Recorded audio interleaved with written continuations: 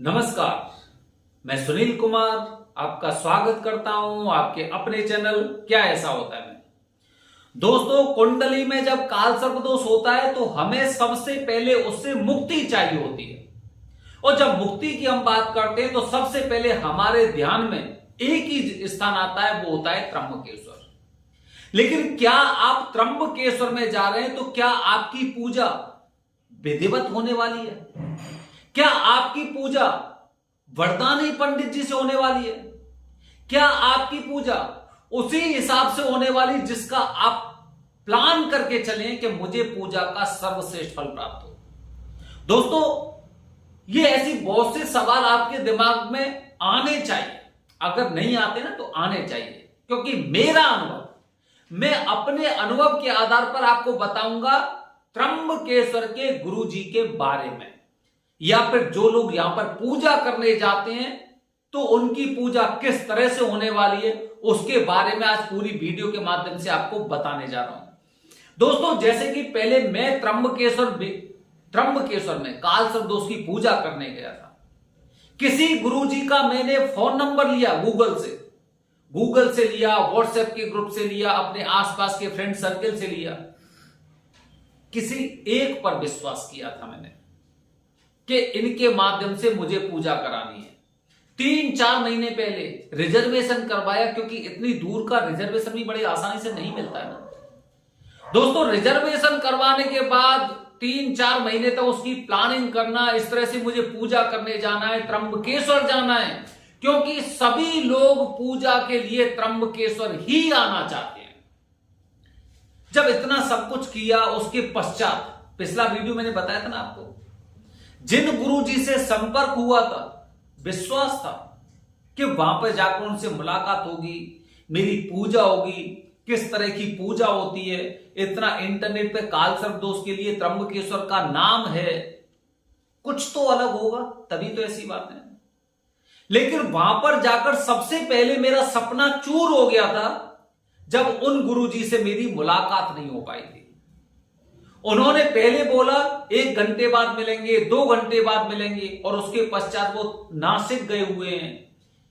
मेरी पूजा कर कोई उनके भाई करेंगे। ये त्र्यंबकेश्वर है दोस्तों।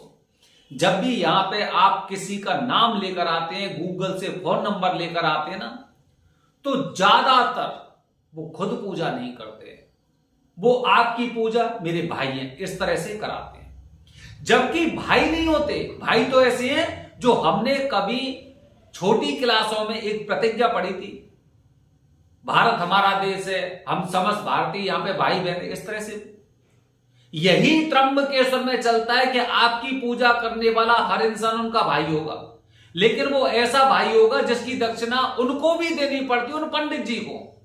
वो आपसे पूरा पैसा लेंगे और उसमें से कुछ फीस उनको देते हैं।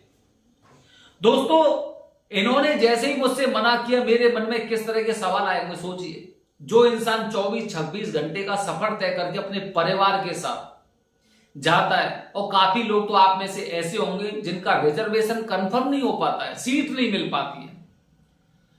इतनी दूर जाए और इतनी दूर जाने के पश्चात आपको गुरुजी का संपर्क ना हो पाए, गुरुजी से बातचीत ना हो पाए, कैसा लगेगा आपको? वीडियो नहीं बनाता था मैं पहले, क्योंकि जब कुछ परिस्थितियां आपके सामने आ जाती तो आप सोचते हैं ऐसी परेशानी किसी और को नहीं होने दूंगा, बस यही विचार था। दोस्तों, उनसे संपर्क काटकर जैसे ही आए, रास्ते में इतने पंडित जी बैठे हुए, क्योंकि वो स्थान ही ऐसा है, जगह जगह, हर गली में, हर चौराहे पर, हर तिराहे पर, कुसावर्त घाट है उसके आसपास, यहां तक कि ऑटो वाले, ई रिक्शा वाले, होटल वाले, सभी लोग जहां से आप पूजा की सामग्री लेते हैं, यहां पे पूजा के लिए कपड़े लेते हैं, सभी लोग उसी रंग में रंगे हुए हैं कि कोई मेरे चंगुल में फंस जाए, मेरे पास आ जाए तो मैं उन गुरुजी के पास भेज दूंगा। हर कोई पूजा कराने वाला है वहां पर, क्योंकि सभी लोगों को केवल प्रॉफिट चाहिए। ये प्रॉफिट केवल जो वहां पे ई रिक्शा वाले हैं, रिक्शा वाले हैं, ऑटो वाले हैं, होटल वाले हैं, या फिर सामान बेचने वाले, केवल उनको नहीं, जो वहां के रहने वाले, जो अपने आप को तीर्थ पुरोहित कहते हैं, जो अपने आप को बताते मैं 40 साल से 50 साल से 450 नहीं 400 साल से रह रहे हैं, ऐसे बताते हैं, बड़ी बड़ी बातें हाँकते हैं, वो भी ये काम करते हैं कि केवल पैसा कमाते हैं। ये पूजा तो क्या बताऊं मैं आपको दोस्तों, वहां से जैसे तैसे आया, मुझे पता नहीं था यहां पे वरदानी पंडित जी नाम की कोई चीज होती है। और इसके पश्चात अपने आप को बचते बचाते किसी ने मुझे रेफरेंस दिया, और उस रेफरेंस के माध्यम से जहां पे मैं गया वहां पे उन्होंने पूजा नहीं की, उनके दोनों बच्चों ने पूजा नहीं की, किसी अन्य इंसान को एक पूरे ग्रुप में बिठा दिया, जिस तरह से सम्मेलन में शादियां होती हैं। कैसा लगेगा आपको? और आप भी अगर बिना जानकारी के त्र्यंबकेश्वर जा रहे हैं दोस्तों, तो आप मान के चलिए कि आप भी वहां पे एक स्वयंवर का हिस्सा होने वाले हैं, इससे अलावा कुछ नहीं।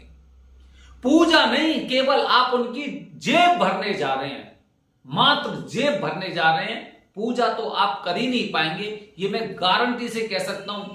अगर आप बिना जानकारी के त्र्यंबकेश्वर जा रहे हैं तो केवल जेब भरने जा रहे हैं, अपने दोस्त को खत्म करने नहीं जा रहे। और अगर इस तरह से आपको पूजा करनी, तो पूजा क्या, आप तो वहां पे कुसावट कुंड में स्नान करिए, कुछ भी जो आपकी दक्षिणा होती वहां पे आसपास के गरीबों को, पक्षियों को, जानवरों को वितरित करिए। त्र्यंबकेश्वर महादेव जी के दर्शन करिए, और जो भी आपकी श्रद्धा होती दान पेटी में डालिए, या फिर वहां के लोगों पर खर्च करिए, वैसे ही आपका काम बन जाएगा। लेकिन वाकई में अगर आप पूजा करने जा रहे हैं तो आपको कुछ चीजें तो ध्यान रखनी होंगी कि ऐसे लोगों के संपर्क से तो हमेशा दूर रहना है, जो लोग ना तो खुद पूजा करते हैं और ना विधि विधान से पूजा करते हैं। पूजा को, त्र्यंबकेश्वर क्षेत्र को ज्यादातर इन्होंने अपनी आय का साधन समझ रखा है।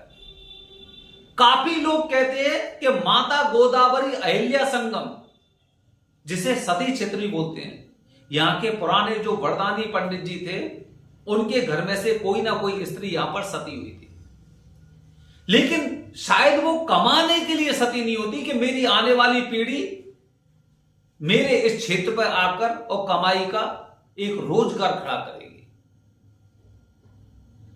दोस्तों, सोचने वाली बहुत सी चीजें होती हैं, समझने वाली। जब आप उस गहराई में जाते हैं ना, तब आपको पता चलता है कि ये क्या हो रहा है।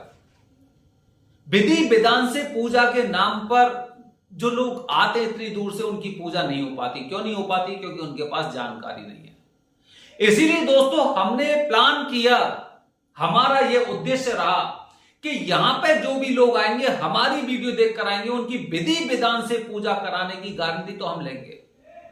क्योंकि ऐसे पवित्र क्षेत्रों को ना, जो अब तक इस तरह से चलता आ रहा है, कम से कम मैं तो नहीं देख सकता कि जो यहां पर एक व्यवसाय बन गया है, एक बिजनेस बन गया है, 40-40, 50-50 लोगों में पूजा करके केवल आए, केवल पैसा कमाया जा रहा है, पूजा कहां हो रही है, ऐसा मुझे लगता है। तो दोस्तों मैंने सोचा कि जो लोग आ रहे हैं उनकी पूजा करवानी चाहिए। ऐसे नहीं ग्रुप में बैठा दिए, सब लोग पूजा करने लग रहे हैं, कहीं पे भी पूजा करा दी, आश्रम में पूजा हो रही है। केवल बाहर वाले इस चीज में गुनहगार नहीं है, बल्कि यहां पे रहने वाले लोगों ने जो विधि यहां पे अपना रखी है ना, वो मतलब स्वीकार नहीं है। कम से कम मुझे तो स्वीकार नहीं है कि किस तरह से आप एक बहुत बड़े ग्रुप में, मैं खुद गया, मैं क्या बताऊं, मैं किसी और से नहीं सुनना चाहता, ये मेरा खुद का अनुभव है कि जिनके पास गया उन्होंने पहले से ही पंडित जी को हायर कर रखा है, पूरे महीने के लिए। हर महीने उसे एक अमाउंट मिलता है। जैसे कि मेरे घर पे मेरे बच्चों को पढ़ाने के लिए कोई टीचर आते हैं, मैथमेटिक्स पढ़ाने, फिजिक्स पढ़ाने, केमिस्ट्री पढ़ाने, इस तरह से उनके घर पे पंडित जी जाते हैं, क्योंकि वो उस परिवार के जितने भी पंडित जी जो यहाँ के स्थानिक हैं, वो तो अन्य कामों में व्यस्त हैं, क्योंकि उनके पास बड़ी बड़ी पूजा है। मंत्री संतरी आते हैं क्योंकि उन्हें पता है यहीं पे रहने वाले हैं, यहीं पे इनकी विधि वगैरह जानते हैं, ये आपकी पूजा दूसरों से करवा रहे हैं। ये क्या है? बिजनेस ही तो है। और इससे भी ज्यादा और क्या बात होगी, जो गरीब लोग होते हैं यहां पर, जो ग्रुप में पूजा करने आते हैं, ग्रुप में, वो पहले से ही पूरी सामग्री व्यवस्थित होती है। वो पता नहीं, हो सकता है सामग्री को 15 दिन हो गए, 20 दिन हो गए, 1 महीना हो गया, इसी तरह से रखी हुई है। लोग आते हैं, पूजा करके चले जाते हैं, उसमें से फूल फल को हटा लिया जाता है, बाकी लोग आते हैं, पूजा करते जाते हैं। आप एक विश्वास की वजह से त्र्यंबकेश्वर आते हैं, तो दोस्तों आपकी भी जिम्मेदारी बनती है, ऐसे लोगों से दूर रहिए, चाहे बाहर के हो या घर के हो, क्योंकि ये लोग, जो लोग यहां पे सिर्फ मात्र कमाने के लिए बैठे हुए हैं, उनसे तो पूजा नहीं करवानी। चलो विशेष मुहूर्त होते हैं वो अलग बात है, नाग पंचमी हो गई, महाशिवरात्रि हो गई, जो आने वाली अक्षय तृतीया हो गई, ये हो गई अलग बात है, क्योंकि सभी लोग पूजा करना चाहते हैं, सबकी प्राइवेट पूजा संभव नहीं है, वो ठीक है। लेकिन अन्य दिनों में जो अन्य मुहूर्त होते हैं, उसमें भी अगर आप इस तरह की पूजा करने जा रहे हैं, तो दोस्तों मैं आपसे यही कहूंगा, फिर आप त्र्यंबकेश्वर के दर्शन करके आइए, और दर्शन करने के बाद उज्जैन में पूजा करिए, क्योंकि वहां पर मंदिर में भी पूजा होती है, मंदिर में पूजा होती है, अकेले में पूजा होती है, अकेले में। इस तरह से पूरी भीड़ को नहीं बिठाया जाता, कोई सम्मेलन नहीं होता वहां पर, कोई सामूहिक पूजा नहीं होती है। तो दोस्तों ये मेरा आज का वीडियो का बनाने का एक उद्देश्य था कि मैं आप लोगों को बता सकूं कि जब भी आप पूजा करने जाएं तो पूरी जानकारी लेकर जाएं। इस तरह से ग्रुप में पूजा, अगर आप उन पंडित जी को नहीं जानते तो बिल्कुल मत करिए, या फिर ऐसे लोगों से संपर्क करिए जो आपकी विधिवत तरीके से पूजा करा सके। ऐसा नहीं कि वो 15 दिन से 20 दिन से वो पूरी चौकियां सजी हुई रखी हैं, उनके सामने आपको बिठा दी और आप चलती है। यहां तक कि मैं आपको क्या बताऊं दोस्तों, जैसे तिरुपति बालाजी में जो देसी घी वाला जो कांड भी आपने सुना था, ऐसी बहुत सी चीजें त्र्यंबकेश्वर में भी होती हैं। पूजा के लिए जो आपके लिए हवन के लिए घी रखा जाता है ना, वो भी ठीक सा नहीं होता है। क्या क्या सुनेंगे आप। इसीलिए अगर आप इस साल पूजा नहीं करना चाहते, अगले साल करिए, लेकिन विधि विधान से करिए। इतनी जल्दी भी नहीं है, एक साल में और कुछ नहीं बिगड़ा जाएगा। विधि विधान से पूजा करिए। आपका और हमारा उद्देश्य यह होना चाहिए कि पूजा होनी चाहिए त्र्यंबकेश्वर में, गड़बड़ नहीं होनी चाहिए। हमारे सनातन धर्म के स्थान को कलंक नहीं लगना चाहिए, एक व्यवसाय नहीं बनाना चाहिए। विधि विधान से पूजा आप भी करवाइए, हम भी आपके साथ मदद करेंगे, लेकिन इस व्यवसाय को हमें खत्म करना है। बने रहिए हमारे चैनल के साथ दोस्तों। हर हर महादेव, हरि ओम।